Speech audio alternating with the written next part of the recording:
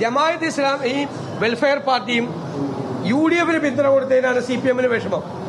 അപ്പൊ PDPയുടെ പിന്തുണ കിട്ടിയിട്ടുണ്ടല്ലോ. PDPയുടെ പിന്തുണ ആർക്ക്? CPM. ഈ CPM സ്ഥാനാർത്ഥിക്ക് കിട്ടിയിട്ടുണ്ടല്ലോ. അതിൽ യാതൊരു പരിഭവവും ഇല്ല അല്ലേ? എന്താണ് മദനിയെ കുറിച്ച് നേരത്തെ പറഞ്ഞത്? മദനിയെ കുറിച്ച് പറഞ്ഞത് ഇത് ഒരു കോപ്പിയാണ്, PRD ഇറക്കിയ ഒരു കോപ്പിയാണ്. എന്താ പറഞ്ഞത്? ശബരിമല ഉൾപ്പെടെയുള്ള പ്രധാന ആരാധനാലയങ്ങളിലും തീർത്ഥാടന കേന്ദ്രങ്ങളിലും കനത്ത സുരക്ഷാ ക്രമീകരണങ്ങൾ ഏർപ്പെടുത്തി. കോയമ്പത്തൂരിലുണ്ടായ സ്ഫോടനവും തുടർന്നുണ്ടായ സംഭവങ്ങളുമായി ബന്ധപ്പെട്ട് അറസ്റ്റിലായ മദനി ഉൾപ്പെടെയുള്ള പ്രതികളെ തമിഴ്നാട് പോലീസിന് കൈമാറിയ സംസ്ഥാന പോലീസിന്റെ അവസരോചിതവും തന്ത്രപരവുമായ നീക്കങ്ങളിലൂടെ സംഘർഷങ്ങളുടെയും കലാപങ്ങളുടെയും സാഹചര്യങ്ങളെ മുളയിലെ നുള്ളിക്കളയാൻ കഴിഞ്ഞു എന്നത് ചാരിതാർത്ഥ്യജനകമാണ്. മദനിയെ പിടിച്ച്, അതായത് തീവ്രവാദ പ്രവർത്തനം നടത്തിയ മദനിയെ പിടിച്ച് തമിഴ്നാട് പോലീസിന് കൈമാറി എന്ന് PRDയുടെ രേഖയിൽ ഇട്ട സർക്കാരാണ് LDF സർക്കാർ. ഇപ്പോ ആ മദനിയുടെ PDPയുടെ പിന്തുണ സ്വീകരിക്കുന്നതിൽ ഒരു വിഷമവുമില്ല. വെൽഫെയർ പാർട്ടി UDFന് പിന്തുണ കൊടുത്ത ഇതിനാണ് ഇരട്ടത്താപ്പ് എന്ന് പറയുന്നത്. ഇരട്ടത്താപ്പ് പഴയ ഞാൻ എല്ലാം വായിക്കാഞ്ഞിട്ടാണ്. ഇഷ്ടംപോലെ കാര്യങ്ങളുണ്ട്, ഇഷ്ടംപോലെ കാര്യങ്ങൾ. ദേശാഭിമാനിയുടെ മുഖ പ്രസംഗം എന്താണ്? LDFനെ പിന്തുണയ്ക്കാനുള്ള ജമാഅത്ത് ഇസ്ലാമിയുടെ തീരുമാനം ആശാവഹവും ആവേശകരും. ഇത് ദേശാഭിമാനിയുടെ മുഖപ്രസംഗം. എന്നിട്ട് ഓന്തിനെ പോലെ നിറം മാറി വർഗീയ വിരുദ്ധത പറയുന്നത് ഇരട്ടത്താപ്പാണ്. അതൊക്കെ ജനങ്ങൾ തിരിച്ചറിയും. ഞങ്ങൾക്ക് അവർ പിന്തുണ നൽകിയിട്ടുണ്ട്. പാർലമെന്റ് തെരഞ്ഞെടുപ്പിൽ ഞങ്ങൾക്ക് അവർ പിന്തുണ നൽകിയിട്ടുണ്ട്. ഞങ്ങൾ ആ പിന്തുണ സ്വീകരിച്ചിട്ടുണ്ട്. ഇപ്പൊ ഞങ്ങളുടെ സ്ഥാനാർത്ഥിക്ക് അവർ പിന്തുണ നൽകുന്നുണ്ട്.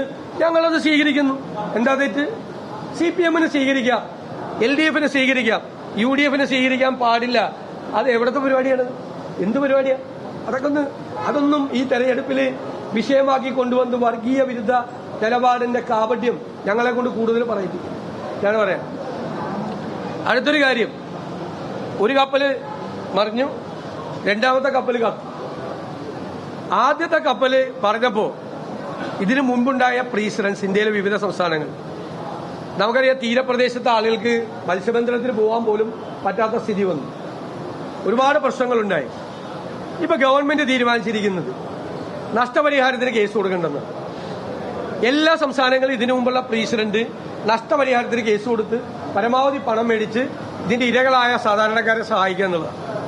എന്തുകൊണ്ടാണ് മുഖ്യമന്ത്രിയും ചീഫ് സെക്രട്ടറിയും ഈ കമ്പനിക്കെതിരായി കേസ് കൊടുക്കേണ്ട എന്ന നിലപാട് സ്വീകരിച്ചെന്ന് വ്യക്തമാക്കണം. അടുത്ത കേസും ഈ കത്തിയ കേസിലും ഒരുപാട് ഉൽപ്പന്നങ്ങൾ ഇതുപോലെ ഹസാഡസ് ആയിട്ടുള്ള ജീവഹാനി വരുത്തുന്ന കെമിക്കൽസ് ഉൾപ്പെടെയുള്ള കാര്യങ്ങൾ ഈ രണ്ട് കപ്പലിലും ഉണ്ടായിരുന്നു. സാധാരണഗതിയിൽ ഗവൺമെന്റുകൾ നഷ്ടപരിഹാര കേസ് കൊടുത്ത് നഷ്ടപരിഹാരം വാങ്ങിക്കുക. ഈ രണ്ട് കേസിലും എന്തുകൊണ്ട് കേസ് കൊടുക്കണ്ട? ആദ്യത്തെ കേസിലാണ് തീരുമാനം വന്നത്. എന്തുകൊണ്ടാണ് സർക്കാർ അങ്ങനെ ഒരു തീരുമാനം എടുത്തത് എന്ന് വ്യക്തമാക്കണം. ഇവിടെ CPM ഈ വർഗീയ വിരുദ്ധത പറയുന്ന ആളുകൾ BJPയുമായി പരസ്യമായ ബാന്ധവത്തിലാണ്. BJPയുടെ മത്സരിക്കേണ്ടെന്നാണ് തീരുമാനിച്ചു. എന്നിട്ട് അവസാനം സമ്മർദ്ദം വന്നപ്പോൾ അപ്രസക്തനായ, ഞാൻ സ്ഥാനാർത്ഥിയെ വ്യക്തിപരമായി പറയുന്നില്ല, അപ്രസക്തമായ ഒരു സ്ഥാനാർത്ഥിയെ നിർത്തിയിട്ട് CPM BJPയുമായിട്ടുള്ള രഹസ്യമായ ബാന്ധവമാണെന്ന് എല്ലാവർക്കും വ്യക്തമായിട്ട്. BJPയുടെ പ്രസൻസ് പോലും ഇല്ല തെരഞ്ഞെടുപ്പ്. ഇത് പൊളിറ്റിക്കൽ ഫൈറ്റാണ്. CPMഉം LDFും UDFും തമ്മിൽ നേരിട്ട് ഏറ്റുമുട്ടുന്ന രാഷ്ട്രീയമായ പോരാട്ടമാണ്.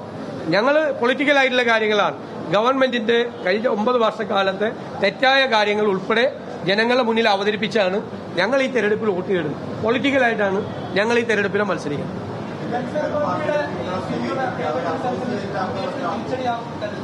ഒരു തരത്തിലുമില്ല. അവർ ഞങ്ങൾക്ക് പാർലമെന്റ് തെരഞ്ഞെടുപ്പിൽ പിന്തുണ കൊടുത്താണല്ലോ. പാർലമെന്റ് തെരഞ്ഞെടുപ്പിൽ അവർ 20 സീറ്റിൽ കോൺഗ്രസിന് പിന്തുണ കൊടുത്താണ്. അതൊക്കെ വെറുതെ കള്ളക്കഥകളാണ്. അവരും ആവശ്യപ്പെട്ടിട്ടില്ല, ഞങ്ങൾ അവരുടെ ചർച്ച നടത്തിയിട്ടില്ല ആ കാര്യത്തെ പറ്റി. അത് പച്ചക്കള്ളാണ്. നിരുപാധികമായ പിന്തുണയാണ്. ഞങ്ങൾ അതിനു വേണ്ടിയിട്ട് അവർ ഒരു കാര്യവും ഞങ്ങളോട് ആവശ്യപ്പെട്ടിട്ടില്ല. പാർലമെന്റ് തെരഞ്ഞെടുപ്പിൽ ആവശ്യപ്പെട്ടിട്ടില്ല, അസംബ്ലി തെരഞ്ഞെടുപ്പിൽ ആവശ്യപ്പെട്ടിട്ടില്ല. പാർലമെന്റ് തെരഞ്ഞെടുപ്പിൽ അവരുടെ പിന്തുണ ഉണ്ടായി ഞങ്ങൾക്ക്.